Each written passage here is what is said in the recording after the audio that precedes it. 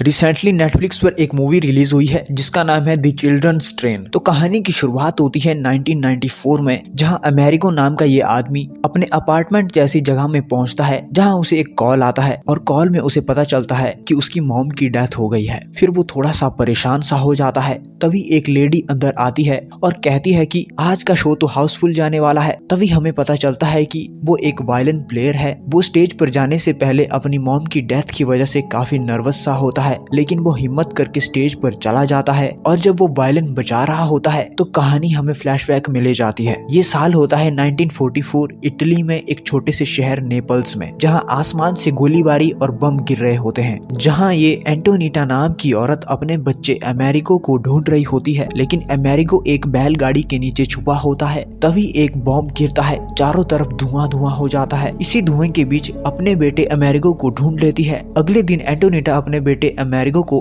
Communist के पास ले जाती है। कम्युनिस्ट वो लोग हैं जो छोटे छोटे बच्चों को नॉर्थ में ले जाते हैं। असल में एंटोनीटा अपने बेटे अमेरिको को कम्युनिस्ट लोगों के साथ भेजना चाहती थी, क्योंकि वो उसको अच्छे से पाल नहीं पा रही थी। वो इस कम्युनिस्ट लेडी से कहती है कि मेरे पास यही एक बेटा है, मुझे सोचने के लिए कुछ वक्त चाहिए। फिर जब वो बाहर निकलते हैं तो अमेरिको की माँ कहती है कि तुम अब बड़े हो गए हो और इस जगह के हालात बहुत खराब है। तभी ये दोनों अपने घर के पास पहुँचते हैं तो वहाँ ये औरतें कहती हैं कि कम्युनिस्ट लोग बहुत ही बुरे हैं, वो यहाँ से बच्चों को ले जाकर तेल में तलकर खा जाते हैं। वो लोग अमेरिकन भी नहीं है, वो रशियन लोग हैं। तभी अमेरिको की माँ उन्हें चुप रहने को कहती है। तभी ये बूढ़ी सी औरत उससे कहती है कि तुम भी अपने बच्चे को बेच रही हो, तुमसे ये उम्मीद नहीं थी। तो वो कहती है कि मेरे हालात बहुत खराब है, मेरा पति अपनी किस्मत आजमाने के लिए अमेरिका भाग गया। यहाँ से आगे निकलने के बाद इन दोनों को दो नन मिलती है। वो नन्स कहती है कि तुम अपने बेटे को मत बेचो। तो उसकी माँ कहती है कि मैंने अभी तक इसका फैसला नहीं किया है। जब ये दोनों घर पहुंचते हैं तो अमेरिको उससे पूछता है कि क्या तुम सच में मुझे रशिया भेज रही हो। तो उसकी माँ मना करती है। इसके बाद ये क्रिपियानो नाम का आदमी इनके घर आता है और वो उसकी माँ से 2 बोरियां तंबाकू की मांगता है, क्योंकि उसकी माँ तंबाकू बेचती थी।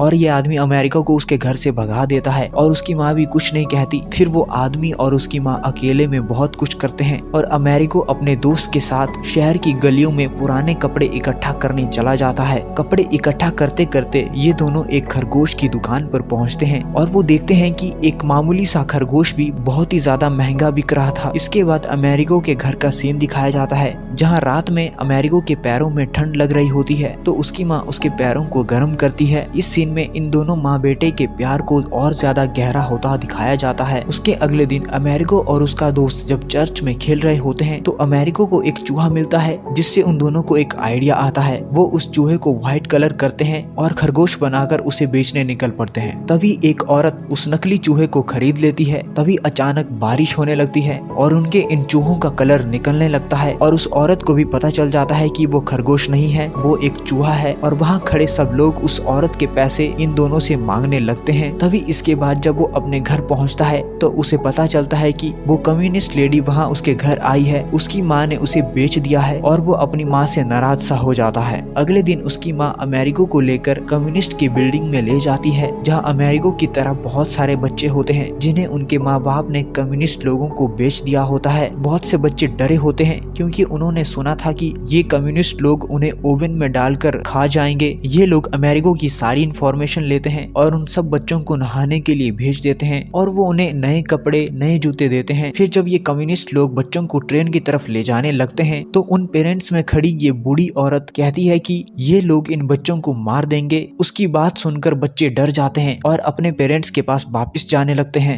तभी ये देखकर कम्युनिस्ट औरत कहती है कि मैंने अपने भतीजे को वॉर में खो दिया था, ऐसा किसी दूसरे बच्चे के साथ ना हो, इसके लिए हम इन बच्चों को अच्छी जिंदगी देंगे। ये सुनकर सारे बच्चे ट्रेन में बैठ जाते हैं और अपने कोट अपने पेरेंट्स के लिए याद के तौर पर फेंकते हैं और अमेरिको भी अपनी माँ को छोड़कर चला जाता है। लंबे सफर के बाद सुबह ये लोग नॉर्थ में पहुंचते हैं। नॉर्थ के लोग सभी बच्चों का स्वागत करते हैं। इसके बाद एक एक करके सारे बच्चों को कोई ना कोई पेरेंट्स ले जाते हैं। एंड में अमेरिको और उसके दोस्त ही बचते हैं। बाद में उसके दोस्तों को भी कोई ले जाता है। फिर लास्ट में अमेरिको ही बचता है, लेकिन उसे कोई लेने नहीं आता। कुछ देर बाद डेरेन नाम की एक औरत उसे अनचाहे मन से ले जाती है। फिर जब ये दोनों डेरेन के टाउन में पहुंचते हैं तो डेरेन उसे बताती है कि वो अकेले रहती है। उसी रात अमेरिको को बुरा सपना आता है। डेरेन उसे बुक पढ़कर सुनाती है ताकि उसे नींद आए। अगली सुबह डेरेन अमेरिको को अपने भाई की फैमिली से मिलवाने ले जाती है। तभी ये लूजियो नाम का लड़का अमेरिको को धक्का देता है और कहता है कि तुमने मेरी स्वेटर पहनी है, इसे वापिस करो। लेकिन लूजियो के पिता अमेरिको से कहते हैं कि इसकी बातों का बुरा मत मानना, आज से तुम हमारे साथ भी रह सकते हो। अब अमेरिको इनके साथ रहने लग जाता है। एक दिन जब अमेरिको इस रूम में अकेला होता है तो वो ऊपर रखे इस ब्रेड को खाने की कोशिश करता है। लूजियो उसे खिड़की से देख लेता है और चोर कहकर चिढ़ाने लगता है। ये सुनकर अमेरिको रोने लगता है। फिर वो डेरेन के पास जाता है तो डेरेन उसे बताती है कि उसे बच्चे ज्यादा पसंद नहीं है। तो अमेरिको उसे कहता है कि बच्चे समान नहीं होते हैं। अगले दिन वो देखता है कि जिस ब्रेड को उसने खाने की कोशिश की थी वो खत्म हो गया है। तो ये देखकर वो वहाँ से भागने लगता है, ये सोचकर कि अब ये लोग उसको ओवन में डालकर खाएंगे। तभी डेरेन आती है और उसे कहती है कि जब इस खेत की फसल पीली हो जाएगी तो तुम अपने घर वापस चले जाना। अगले दिन डेरेन अमेरिको को स्कूल ले जाती है। वहाँ क्लास के पहले दिन ही अमेरिको अच्छे जवाब देता है और टीचर उससे इम्प्रेस हो जाती है। तभी कुछ लड़के अमेरिको को तंग करने लगते हैं तो लूजियो उन लड़कों को डराता है और अमेरिको उसको थैंक्स कहता है। धीरे धीरे अमेरिको वहाँ के माहौल में ढलने लगता है और नई नई चीजें सीखता है। कुछ दिनों बाद जब अमेरिको नहा रहा होता है तो डेरेन अमेरिको को सुखाने के बहाने गले से लगाती है, जिससे डेरेन का माँ का प्यार अमेरिको को फील होता है। अगले दिन लूजियो के पिता अमेरिको को वायलिन बजाना सिखा रहे होते हैं। तभी वहाँ एक औरत मरम्मत के लिए दी हुई चेयर को लेने आती है। तो वो औरत अमेरिको को कहती है कि तुम क्या बड़े होकर वायलिन बनाने वाले बनोगे? तो अमेरिको गुस्से में कहता है कि मैं बहुत बड़ा वायलिन प्लेयर बनूंगा। अगले दिन अमेरिको की क्लास में उसी की तरह एक लड़की रोजाना आती है। लूजियो को रोजाना बहुत अच्छी लगती है और रोजाना भी उसी घर में रहने आती है जहाँ अमेरिको रह रहा होता है। रोजाना उनके घर में खाना खाने से मना कर देती है और कहती है कि ये सब मेरे पेरेंट्स को करना चाहिए था, ना कि आप लोगों को। मैं आप लोगों की भीख नहीं लूंगी। उसी शाम अमेरिको डेरेन से पूछता है कि क्या सच में आप मुझे भीख दे रही हो? जो कुछ भी आप मेरे लिए कर रही हो, क्या ये सब भीख है? तो डेरेन उसे साफ मना करती है और कहती है कि ये मेरा प्यार है, फिर दोबारा ऐसा मत सोचना, अभी के लिए तुम सो जाओ। अगले दिन अमेरिको का बर्थडे होता है तो लूजियो के पिता उसे एक वायलिन गिफ्ट करते हैं। लूजियो को उससे जलन होती है। तभी डेरेन अमेरिको को एक सरप्राइज देती है, उसे उसकी माँ का लेटर देकर। अमेरिको उसे लेकर अकेले में पढ़ने चला जाता है। उसमें उसकी माँ ने लिखा था कि मैं पहले ये लेटर लिखने वाली थी लेकिन बहुत बिजी थी। और उसकी माँ ये भी लिखती है कि डेरेन की किस्मत बहुत खराब है क्योंकि तुम उसके साथ रह रहे हो और तुम तो भगवान का श्राप हो। और अमेरिको लेटर में लिखी ये सारी बातें डेरेन को बताता है। अगले दिन जब अमेरिको वायलिन की प्रैक्टिस कर रहा होता है तो वो बहुत अच्छा बजाता है और लूजियो के पिता इम्प्रेस हो जाते हैं। वो कहते हैं कि तुम्हें प्रैक्टिस करते रहना होगा क्योंकि तुम इसमें बहुत आगे जाओगे। तभी डेरेन की कम्युनिस्ट लेडीज के साथ कुछ मीटिंग हो रही होती है और अमेरिको वायलिन बजा रहा होता है तो वो उसे थोड़ी देर बंद करने को कहती है और वो मान जाता है और उनकी मीटिंग की बातें सुनने लगता है। अगले दिन एक फंक्शन में सारे कम्युनिस्ट लोग आए होते हैं। वहाँ अमेरिको को उसका दोस्त भी मिलता है। वो अपने पुराने दोस्तों को रोजाना और लूजिया से मिलवाने ले जाता है। तभी लूजियो गुस्से में आकर अमेरिको से कहता है कि तुम अपने गंदे घर वापिस चले जाओ, तुम्हें तुम्हारी माँ भी प्यार नहीं करती है। और दोनों लड़ने लग जाते हैं। फिर कुछ लोग उन्हें अलग करते हैं। तभी अमेरिको डेरेन को देखता है। वहाँ डेरेन एक आदमी को बता रही होती है कि हम औरतों ने बहुत कुछ सहा है तो हमें भी फंक्शन में स्पीच देने का मौका मिलना चाहिए। लेकिन वो आदमी डेरेन को थप्पड़ मार देता है। शाम को अमेरिको डेरेन से कहता है कि तुम्हें उस कुत्ते आदमी को सबक सिखाना चाहिए था। और तभी डेरेन को अपने बीएफ की याद आती है जिसकी डेथ हो गई थी और वो रोने लगती है। तो अमेरिको उसे चुप कराता है और इस सीन में हमें उन दोनों का रिश्ता मजबूत होता हुआ दिखाया जाता है। अगले दिन हमें पता चलता है कि रोजाना स्कूल से गायब हो गई है। रात तक टाउन के लोग उसे ढूंढ रहे होते हैं पर वो नहीं मिलती। तभी इसके बाद लूजियो अमेरिको को घर से बाहर बुलाता है और कहता है कि सब मेरी गलती है, रोजाना मेरी वजह से अपने घर की तरफ रेलवे ट्रैक से होकर चली गई है, शायद वो मर गई होगी। वो रोने लगता है और अमेरिको को गले लगा लेता है और इसके बाद ये दोनों रोजाना को ढूंढने निकल पड़ते हैं। आगे चलकर इनको रोजाना एक जगह पर बैठी मिलती है। वो कहती है कि वहाँ सामने एक लाश पड़ी है। तो अमेरिको उस लाश को देखने के बाद उन दोनों को वहाँ से ले जाता है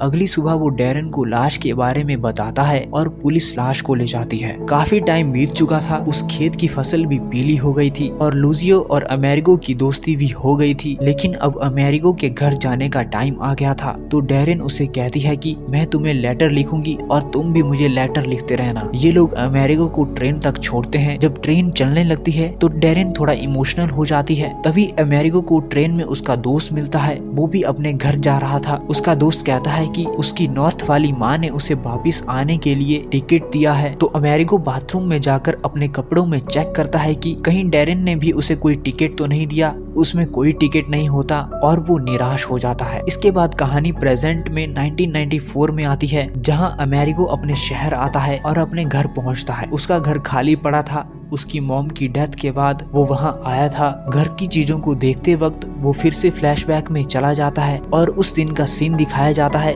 जब वो नॉर्थ से वापस अपने घर पहुंचा था। तभी अमेरिगो अपनी माँ को नॉर्थ से लाई हुई चीजों को दिखाने लगता है। वो उसे अपने वायलिन को भी दिखाता है, लेकिन उसकी माँ गुस्सा हो जाती है और उससे कहती है कि इन सब चीजों का टाइम नहीं है, तुम कल से दुकान पर काम करने के लिए जाओगे। तभी ये औरत आती है जिसकी दुकान में अमेरिगो काम करने वाला था। इन दोनों के वहाँ से जाने के बाद एरानीटा वहाँ रोने लगती है। वहीं दूसरी तरफ अमेरिगो कहता है कि पहले तो मेरी माँ ने मुझे वहाँ भेजा और अब खुद ही गुस्सा हो रही है, मुझे वहाँ वापस जाना है, वहाँ सब लोग मुझे प्यार करते हैं। तभी ये औरत कहती है कि तुम अब बड़े हो गए हो, अब तुम्हें अपनी माँ का ख्याल रखना होगा। अगले दिन अमेरिगो को उसका दोस्त बताता है कि उसकी नॉर्थ वाली माँ उसे बहुत सारे लेटर्स और खाना भेजती है। क्या डैरेन भी तुम्हारे लिए कुछ ऐसा करती है? वो निराश होकर कहता है नहीं। शाम को वो अपनी माँ से पूछता है कि क्या नॉर्थ से मेरे लिए कोई लेटर आया है, तो उसकी माँ मना करती है, तो वो नाराज सा हो जाता है। अगले दिन जब वो दुकान से काम करने के बाद म्यूजिक वाली बिल्डिंग में जाता है तो वहाँ उसे बहुत से लोग म्यूजिक बजाते हुए दिखाई देते हैं और इससे मोटिवेट होकर वो अपना वायलिन लेने के लिए घर आता है, लेकिन उसे उसका वायलिन नहीं मिलता। तो वो गुस्से में कम्युनिस्ट लोगों की बिल्डिंग में जाता है। वहाँ ये कम्युनिस्ट औरत उससे कहती है कि मैं तुम्हें कितने दिनों से ढूंढ रही हूँ, तुम्हारे बहुत सारे लेटर आए हैं, तुम्हारी माँ ने कहा था कि तुम खुद अपने लेटर्स लेने आओगे, तुम्हें तुम्हारी माँ ने इसके बारे में नहीं बताया। वो चुप रहता है और उन लेटर्स को लेकर वापिस अपने घर पहुँचता है। तभी उसकी माँ आती है और वो अपनी माँ से वायलिन के बारे में पूछता है, तो उसकी माँ कहती है कि मैंने उसे बेच दिया, जिससे तुम्हारे कपड़े, जूते और खाना आया है। तभी अमेरिगो वो सारे लेटर्स अपनी माँ पर फेंक देता है और कहता है कि तुम बहुत बड़ी झूठी हो। ये सुनकर उसकी माँ उसे जोरदार थप्पड़ मार देती है। ये सब होने के बाद